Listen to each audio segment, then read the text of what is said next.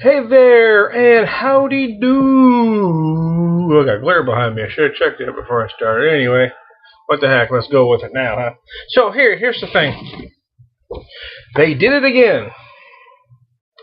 Can you see that there? This is the new Budweiser Brewmaster's Project 12, their second edition, and I've decided to pop these like a flight. So let me tell you what they got here.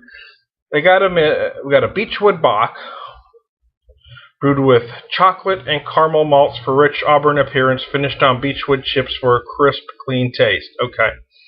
This deep amber lager is best served in a stemmed, tulip glass to capture and enhance its aroma. The second is our North Pacific Lager, brewed with a unique blend of North Pacific hop varieties, including Cascade and Palisade. This bold, hoppy lager offers a distinct taste of American Northwest, served in a tall Pilsner glass to showcase color and clarity. The Beechwood Bock is 6%. That one I just read is 5.5%. Is a vanilla bourbon cask.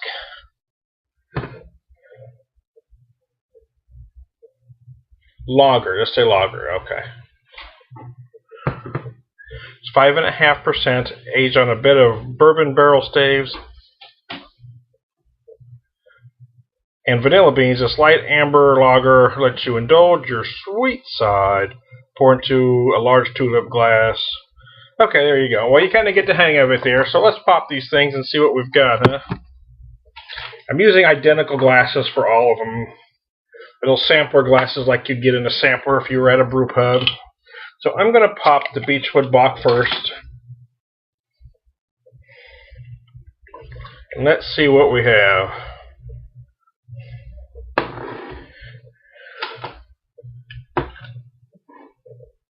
Almost looks like they're trying to do an amber bud, but you know they kind of got that with the Black Crown, so I'm not sure what they're going for here. Real bubbly, as you can see here.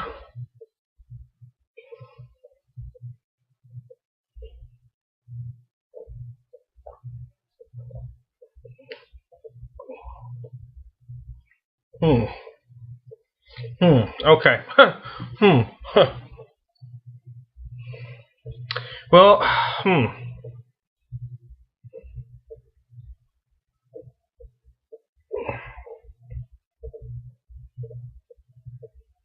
Well, there is some caramel, like they say, going on. Some other things. It's interesting. I'm going to have to get back to that there. So let's try the North Pacific style lager. Let's pour this thing.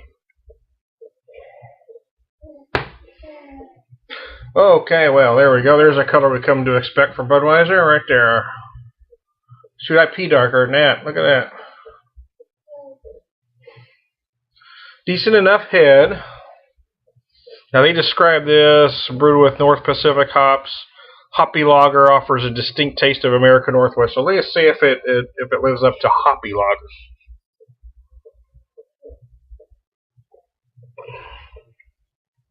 Oh wow, well, not as hoppy as I was hoping for, but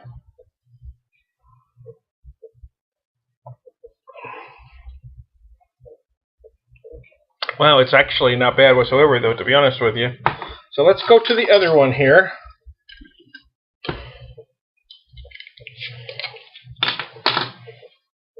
Vanilla bourbon. Let's see what they did with this bad boy. Again, lighter than I was expecting for something that's a vanilla bourbon cask, but let's see what we got. 5.5%. Pretty decent head there, as you can see. You definitely get vanilla and bourbon on the aroma, for sure. For sure, man. Oh, yeah. Well, that ain't bad at all.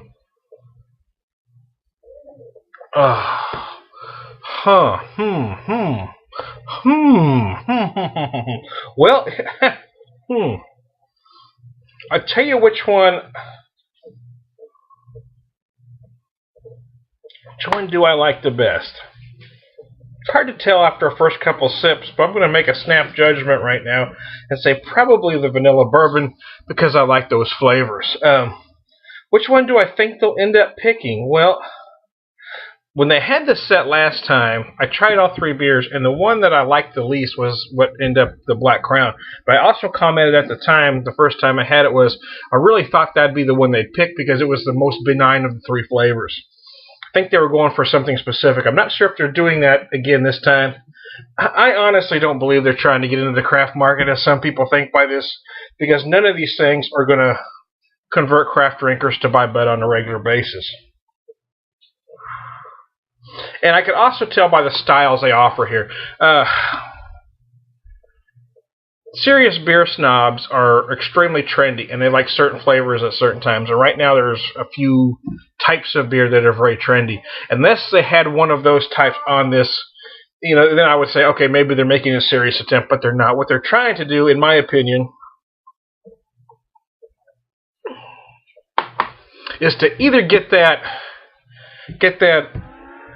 Bud drinker to buy something else occasionally, create a new type of beer drinker that's not a macro drinker, or not a light lager drinker, say, and not necessarily a craft drinker. I think that's probably, and you've got of course, you've got the casual craft beer drinker. The guy that buys 30 packs when he has to, but when he's got money, he'll buy something a little bit better that he perceives a little bit better. Maybe it's a Boulevard Wheat, maybe it's a Lion and Kugels, that type of beer. But they're not going after the serious craft beer geeks and snobs with these selection. They're just not.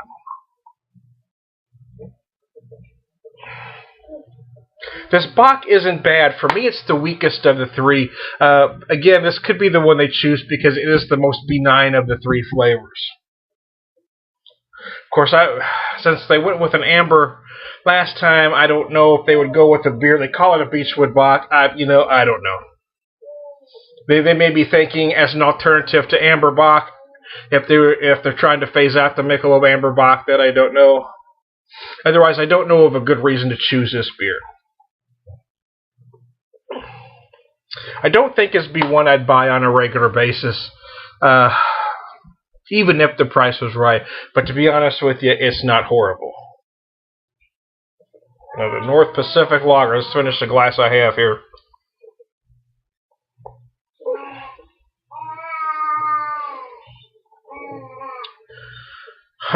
This actually is surprisingly likable.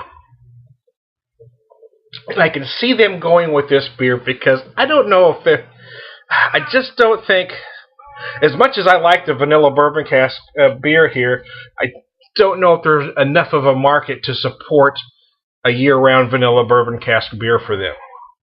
This would be more like the beer that would sell, I believe. They went with an amber beer last time. Maybe going with the Pacific Lager might be the way to go.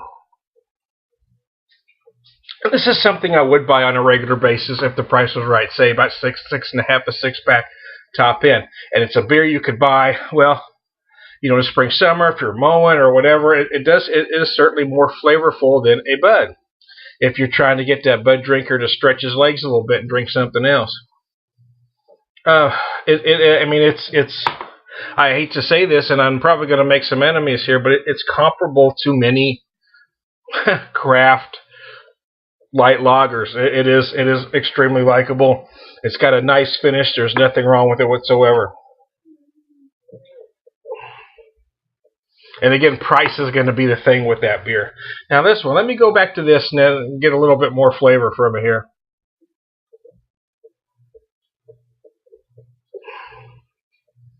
The vanilla is very creamy in here. It's very nice. And of the three, this is probably the one that I would like the most on a regular basis. I just don't know if there's going to be enough of a market to support a beer like this. It's tough enough for even craft breweries to really pop out a beer like this full time. Most will do a beer like this seasonally.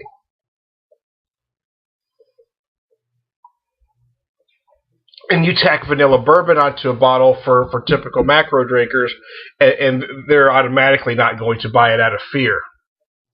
And the problem is, it's not really big enough to get craft drinkers to switch over and buy it. Now, if this runs at about $6.50 a 6-pack, if this is the beer they choose, it is something I would buy on a regular basis because I think it works almost year-round. It's not heavy enough to be excluded in the spring and summer. You don't typically look for bourbon and vanilla flavors during the spring and summer, but it does work. Alright, well, I ran this a little long, but because I wanted to get all three of them in here.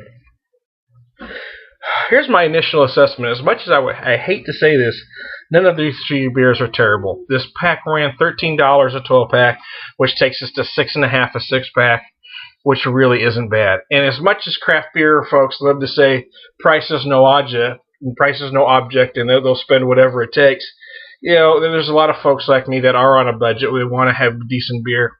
They don't want to buy 30 packs, but sometimes price is an object. If these run at about $6 to $6.50 a 6-pack, I think any of these three could sell to a certain market.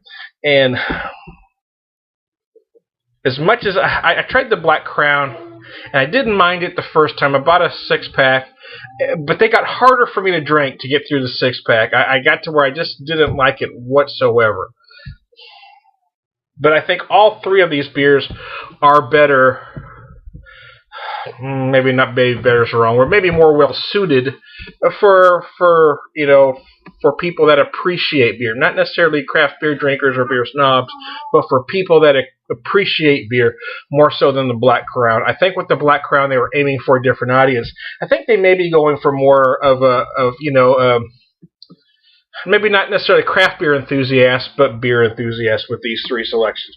So let's see if I'm right. Again, I think for me the vanilla bourbon really works, but I really like the North Pacific style lager as well. I think the Beechwood Bock is the weakest of the three, so I'm really not sure which direction they would choose. I think if I was them, though, I would pick the North Pacific lager, even though I like the flavor of the vanilla bourbon cask, because I think that's the beer that's going to get them the most audience. You know, I don't know if they're going to turn any heads or change any minds, but it is a quality, likable beer. So there you go. I'm trying to Brewmaster. Bye.